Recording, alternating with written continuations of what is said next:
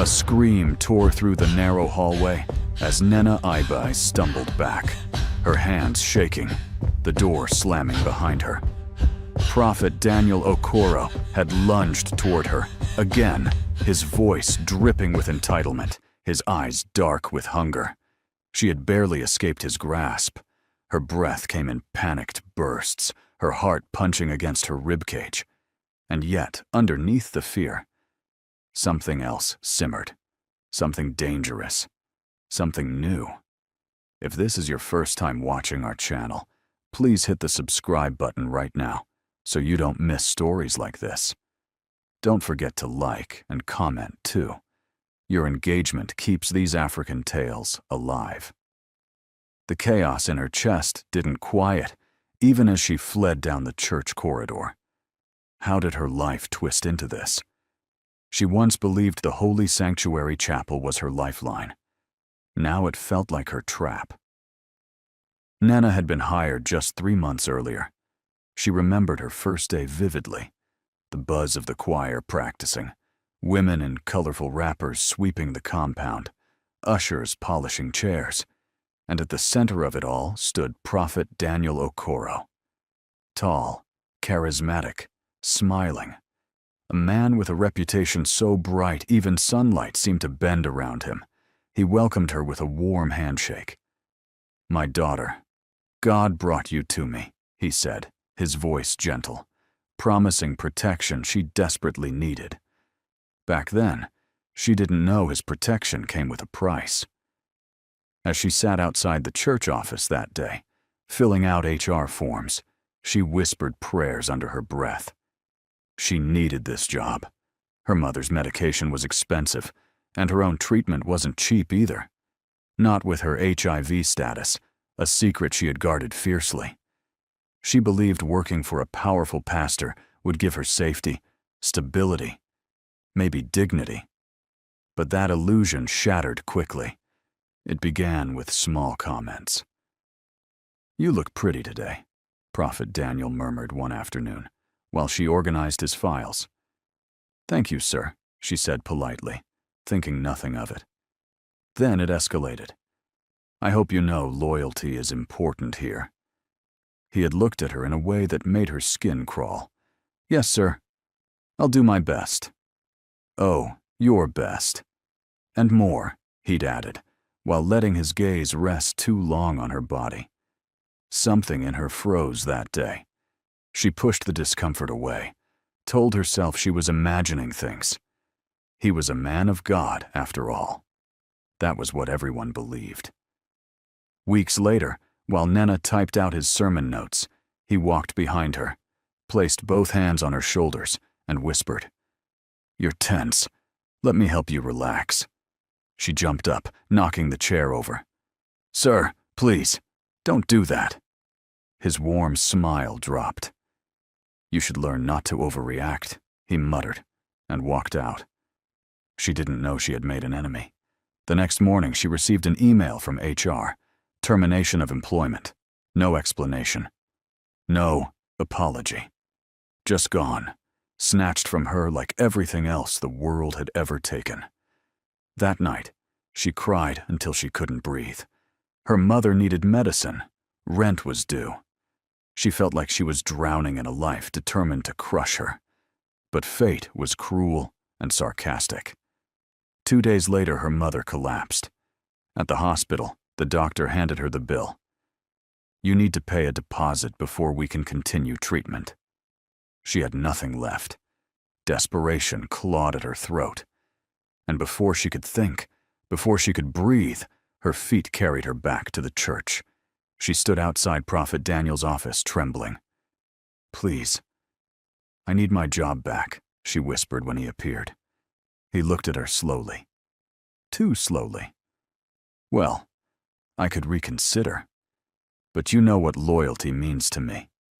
She understood. And for her mother's life, she agreed. That was the night the real nightmare began. Their first meeting happened at Palm Crest Suites. She stood in the hotel room, shaking, terrified. "Sir, please, can we at least use protection?" she begged. He scoffed. I am a man of God. Nothing can happen to me." She wanted to run, but she needed the money. Each visit bought medicine, food, oxygen for her mother. But something else was happening. Each time the shame burned deeper. Each time she felt her dignity rot.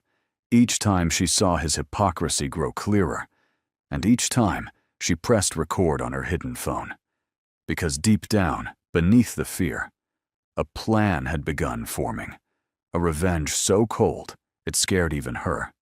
Meanwhile, Prophet Daniel's wife, Lillian Okoro, watched her husband slip further away. Late nights, secretive calls, locked doors. She felt something was wrong, something evil creeping into her home. The final straw came when she found a hotel keycard in his jacket pocket. Her hands shook as she dialed a number. "Hello, Mr. Nwosu. I need your help.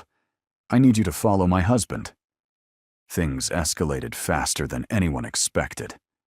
3 days later, the private investigator placed photos on Lillian's dining table, pictures of her husband and Nena entering Palm Crest Suites. Pictures taken at night, pictures showing too much. Lillian's heart broke, but her anger burned hotter.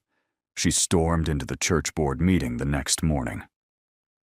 "Ask your holy prophet where he was 2 nights ago," she shouted. "Ask him why he sneaks into hotels with his secretary." Prophet Daniel froze. Elders gasped. Church mothers whispered. But then he did the unexpected. He pointed at Nena, shaking in a corner, her eyes wide. "She bewitched me. She seduced me. She infected me deliberately," he roared. Silence, shock, then chaos. 2 ushers grabbed Nena as Daniel screamed, "She's HIV positive! She did it intentionally!" Nena felt the floor tilt beneath her. "What? Sir, you already, you—" "Shut up," he thundered. And then she realized it. He wasn't just trying to ruin her. He was trying to erase her. The next morning, police arrested her outside the hospital. "You're under arrest for attempted murder," one officer announced. Her world ended right there on the pavement. But the twist, she had recordings. She had messages. She had evidence he never imagined she'd be brave enough to gather. While she sat in the holding cell, her lawyer, Barrister Tunda Makinda, arrived. "We will fight this," he said softly. "But tell me everything." She told him. And as she spoke, another truth emerged, something she had not expected, something that changed everything, something that would flip the entire case upside down. Prophet Daniel was HIV positive long before he met her. Her breath caught when Barrister Tunda revealed it. "His old medical records surfaced," he whispered. "He's been hiding his diagnosis for years." She didn't know whether to cry or scream. The courtroom drama that followed would shake Rivergate City to its core. The whispers in the courtroom were like tiny knives scraping across Nena's skin. Reporters filled every corner. Camera flashes lit up her face, even though she tried to look down. She could feel their judgment pulling at her like sinking mud. Everyone believed Prophet Daniel. Everyone thought she had infected him on purpose. Everyone except Barrister Tunda.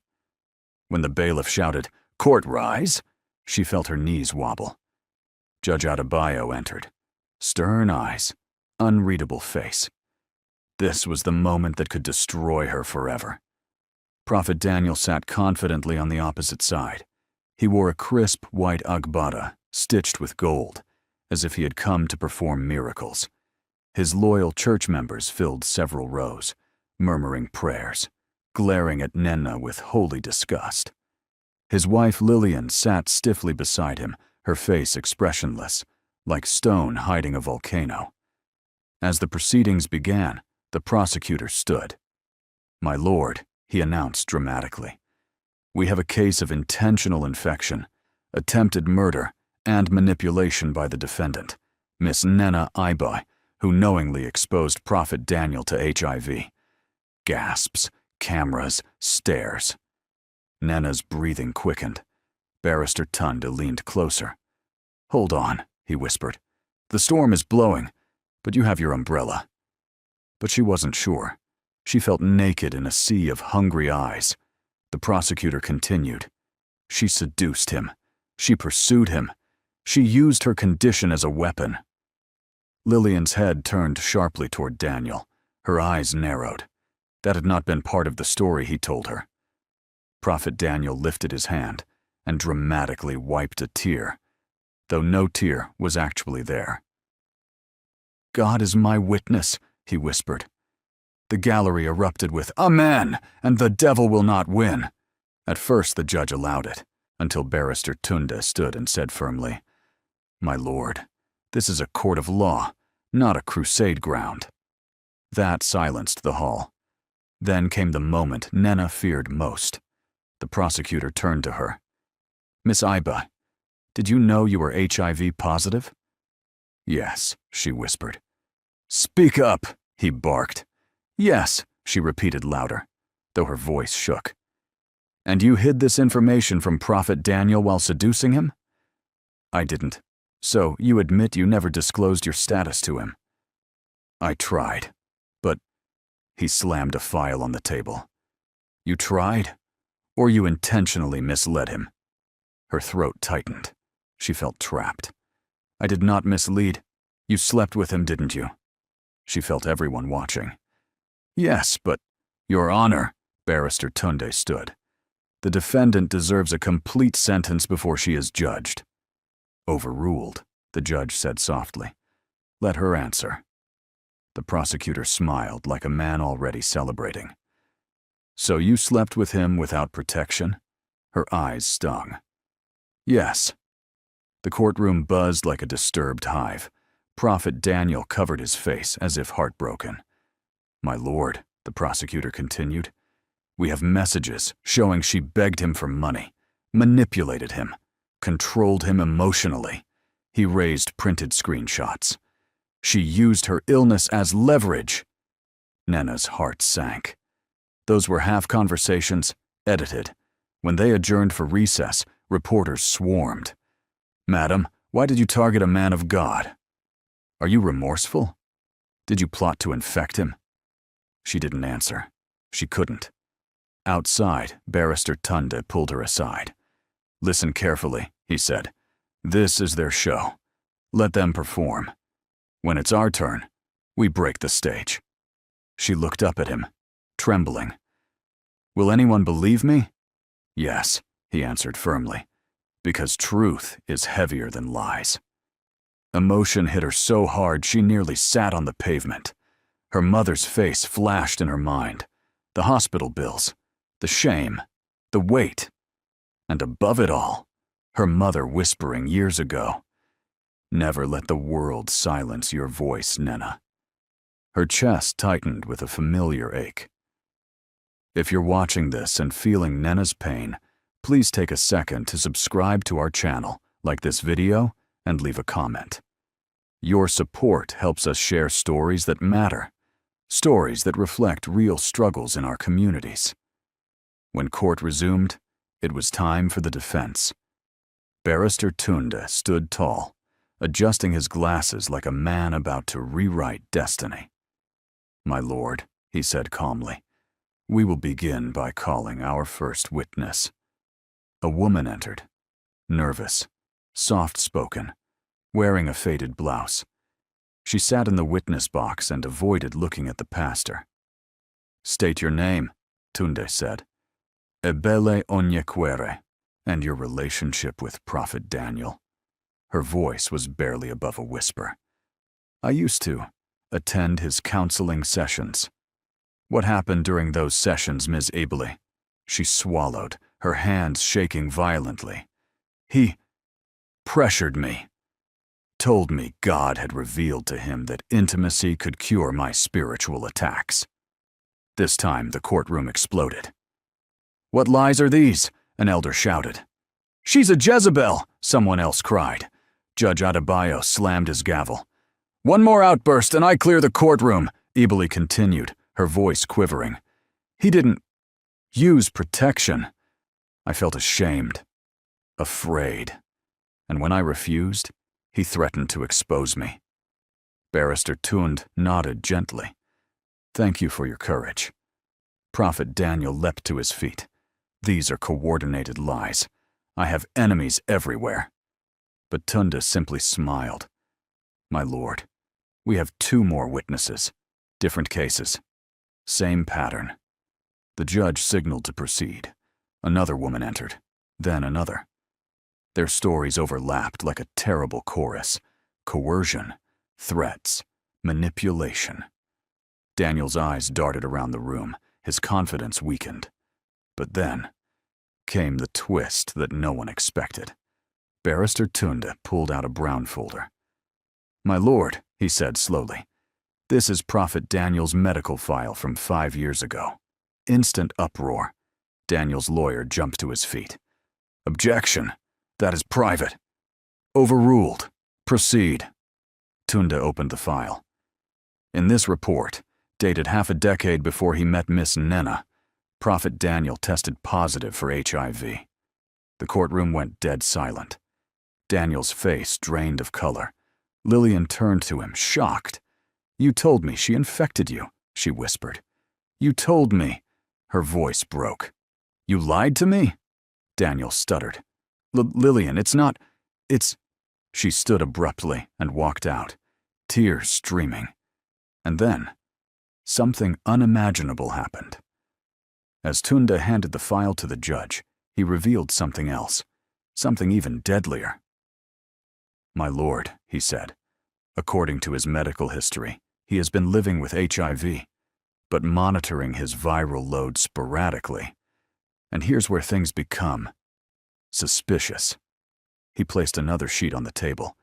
His latest test, taken 2 months before he hired Miss Nena, shows a viral load spike. A spike consistent not with new infection, but with someone who intentionally stopped taking medication. Daniel's head snapped up. What nonsense is this? Tunde continued calmly. By abandoning treatment, his condition became detectable. You see, starting symptoms would appear. Fatigue, weight loss, irritability. Church elders gasped. They had noticed those changes. But Tunde wasn't done. And the timing aligns with the moment his ministry began losing sponsorship. Donations were dropping. His prophetic miracles were being questioned online. The judge leaned forward. Are you implying? Tunde nodded. Yes, my lord. We believe Prophet Daniel fabricated this entire infection story to salvage his public image by presenting himself as a victim. The gallery rioted in disbelief. Daniel slammed his fist on the table. Lies, all lies. But something cracked in his voice, something fearful.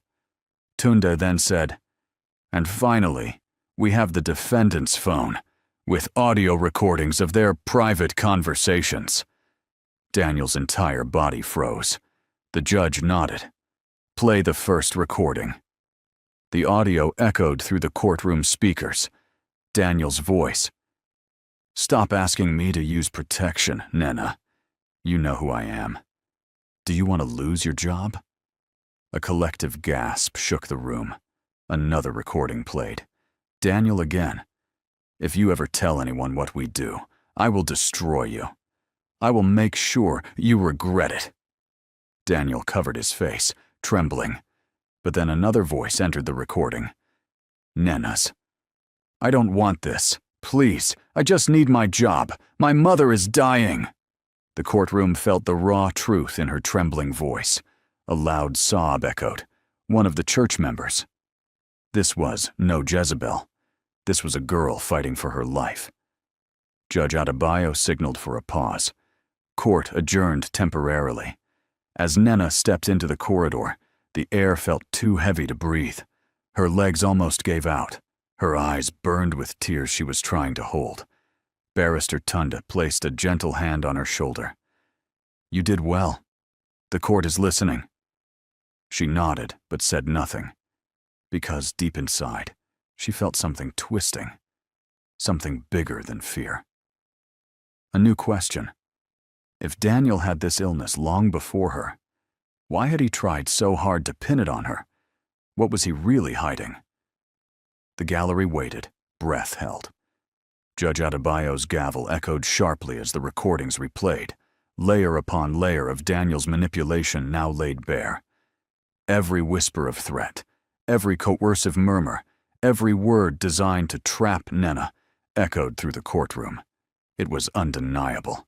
He had exploited her desperation, used her vulnerability, and turned her life into his weapon. Barrister Tund arose, his voice clear, commanding attention. My lord, the evidence is irrefutable. Nena Ibe did not infect Prophet Daniel. She was coerced, manipulated, and used as a pawn in his schemes. The responsibility lies with the man who abused his position of trust and authority. This court must consider the totality of evidence, including his prior HIV diagnosis and the pattern of abuse against multiple women. A murmur of disbelief spread through the audience. Daniel's supporters shifted uncomfortably. The tide was turning. Then came the emotional crescendo, the moment Nena had feared, yet hoped for. The prosecutor called, his final witness, Lillian Okoro, Daniel's wife. She approached the stand, her face pale but resolute, her eyes blazing with fury and betrayal. My husband, she began, her voice steady, lied to everyone. He lied to me, to this congregation, to the media, and most cruelly, to Nena.